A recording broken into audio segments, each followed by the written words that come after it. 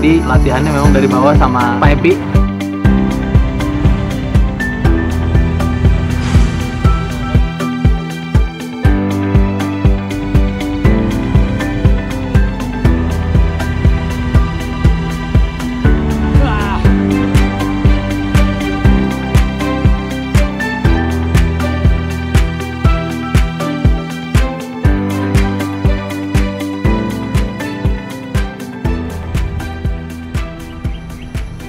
Sampai juga time 0.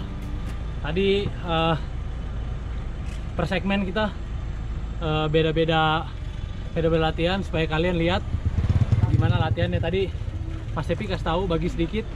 Jadi ada beberapa latihan kalau buat nanjak, endurance, strength, terus cadence, itu banyak metodenya gitu. Nah, tadi ada sekitar 3 sampai 4 metode dijelasin. Jadi 3-4 metode ini harus dikuasain dulu, baru pindah ke metode selanjutnya gitu. Nah, itu yang tadi dikasih tahu sama Mas Epi. Ntar kita ajak ngopi dulu di depan, ngobrol-ngobrol gimana metodenya, kenapa, dan what's next gitu. Itu nanti dijelasin sama Mas Epi. Tapi beda sih, Jo. Beda banget sih. KKM 0 cuman sepedahan aja, sama KKM 0 ada metode-metodenya, ada materi-materinya. Beda banget, sumpah.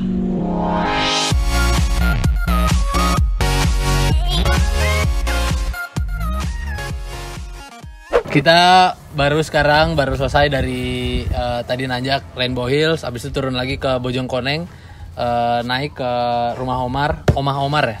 Di sini istirahat. Cuman tadi latihannya memang dari bawah sama Pak Epi. Cuman jadi Mas Epi ini beli itu ya Mas, kayak training plan gitu ya.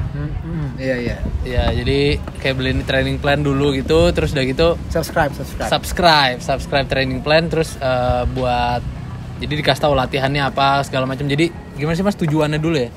Kayak goalnya kemana, peaknya kemana, habis itu baru itunya apa, dikasih planningnya sama dia. Tadi kita jadi kan tadi ada berapa sih Mas kita?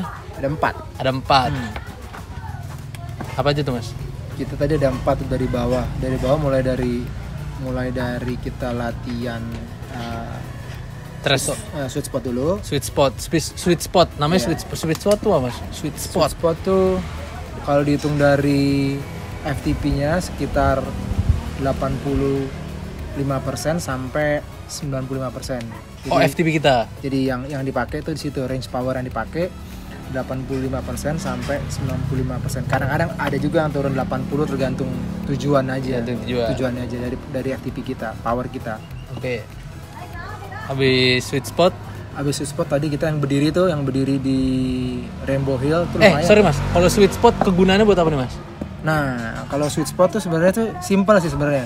Kalau yang udah advance sebenarnya udah ngerti gitu loh. Sweet spot itu tuh kayak di mana power kita yang paling enak, bahasa awamnya tuh yang paling enak gitu loh.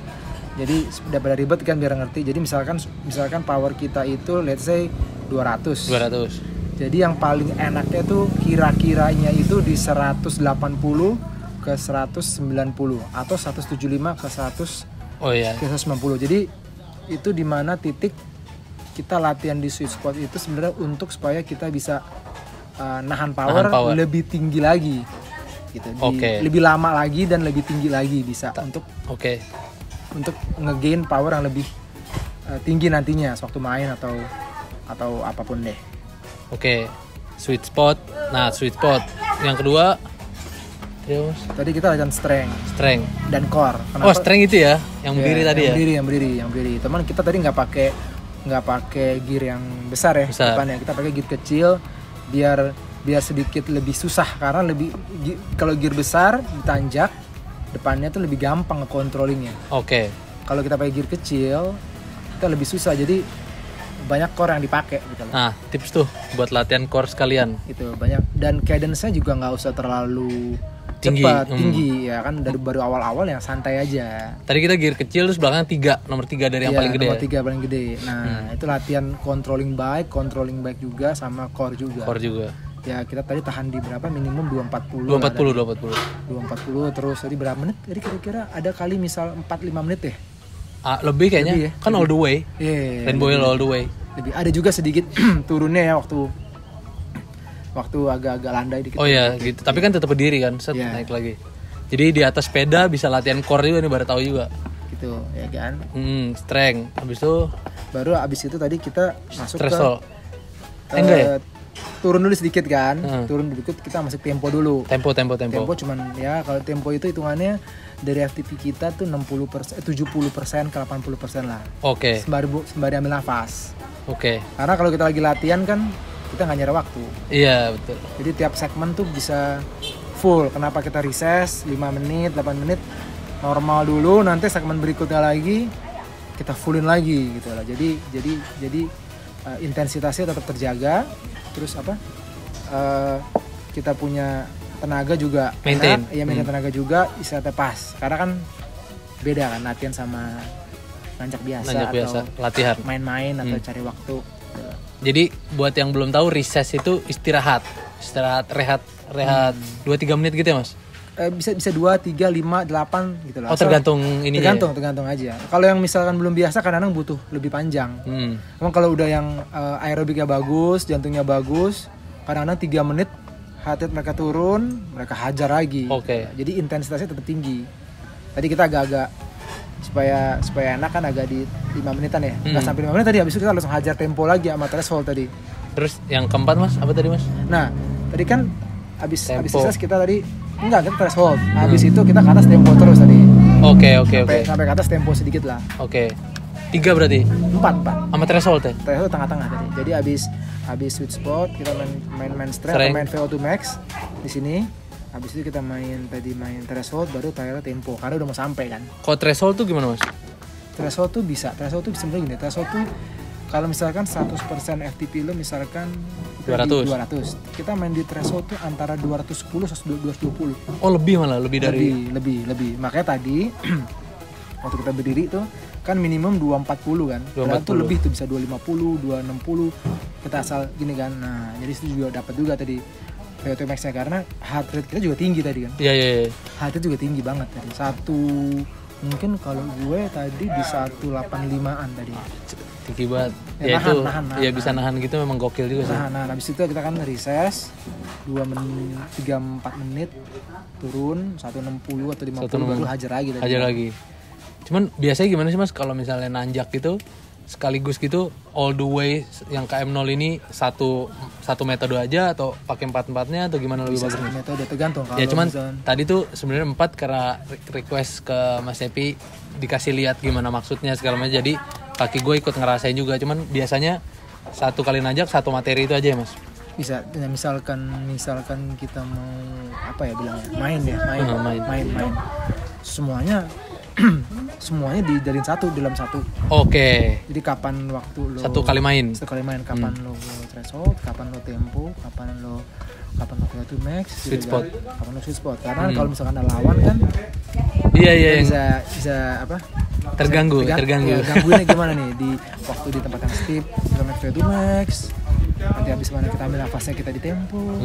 Jadi nggak bisa turun banget tapi. Oh berarti artinya kalau latihan kayak gini bisa, datar juga bisa dong Mas, tergantung bisa. Model latihannya juga kan?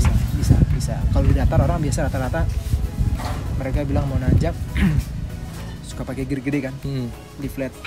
Basically sebenarnya nanjak is nanjak, nggak bisa latihan nanjak di datar.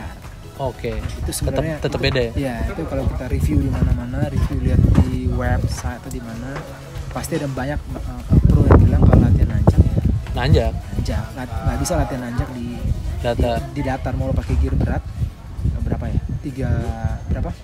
11.53 ya bisa aja, cuman reaksinya nggak gitu bagus daripada latihan nanjak. Dan latihan nanjak yang benar juga bukan asal go aja. Go ya, kalau nyari kilo boleh lah untuk kesehatan. Kalau untuk biar performance naik ya harus pakai metode tadi itu. Pasti. Setiap pro yang gue ngobrol pasti bilang begitu. Mas, ada VO2 max-nya, Mas, ada threshold-nya, ada temponya. Gitu. Sweet spot. Jadi nggak harus selalu itu kita main hajar-hajaran itu justru nggak meningkat ya. Iya. Banyak yang bilang kan sih kayak gitu, hajar terus maka Gitu-gitu aja, stagnan gitu aja. Iya. Ya memang kadang-kadang at some level gitu bisa terus naik, cuman at some point juga tiba-tiba stagnan di situ aja gitu ya Mas. Itu karena tanpa metode itu ya. Iya, bisa aja lo nanjak pakai sweet spot, misalkan Ali sweet spotnya di 250 ya, di 250 misalkan powernya lo misalkan 280 atau berapa lah, taruhlah sweet spotnya 250 260, bayangin nggak lo 250 260 di KM0 kencang lo, dengan cadence juga 80 75 80 85 ya, range segitu kencang. Nggak usah bejok-bejok sampai 300 500 gitu aja. Iya. Dengan berat badannya ya kan, watt per kilo juga dihitung. Iya. Kalau nanjak itu dihitung ya, selain apa powernya besar, kalau kilo lu juga berat lu kecil, berat lu rendah, wah itu ngaruh banget. Iya, cuman kalau misalnya wattnya bisa besar cuman 1 menit ya itu juga segitu aja Mas. Iya, udah. Cuman ya harusnya wattnya besar, cuman bisa di-maintain terus gitu, itu nanjaknya akan kencang. Itu. Jadi threshold itu ya. Iya, jadi kita nahannya di sustain power itu bisa lama. Sustain power ya. Iya, jadi biasanya kalau lihat di pro yang jago nanjak biasanya itu jago TT. Oh iya betul. Iya. Jadi nggak ada tuh orang yang bisa sprint jago, nanjak jago, TT jago. Wah, super gitu. Iya. Nggak ada. Lo either salah satu. Nah, tapi biasanya yang jago nanjak biasanya jago TT. Banyak kan di komunitas juga yang gitu. Wah Mas, kayaknya informasi yang dibagi Mas Ev ini terlalu mahal. Terlalu banyak. Jadi mendingan kita bikin video khusus aja.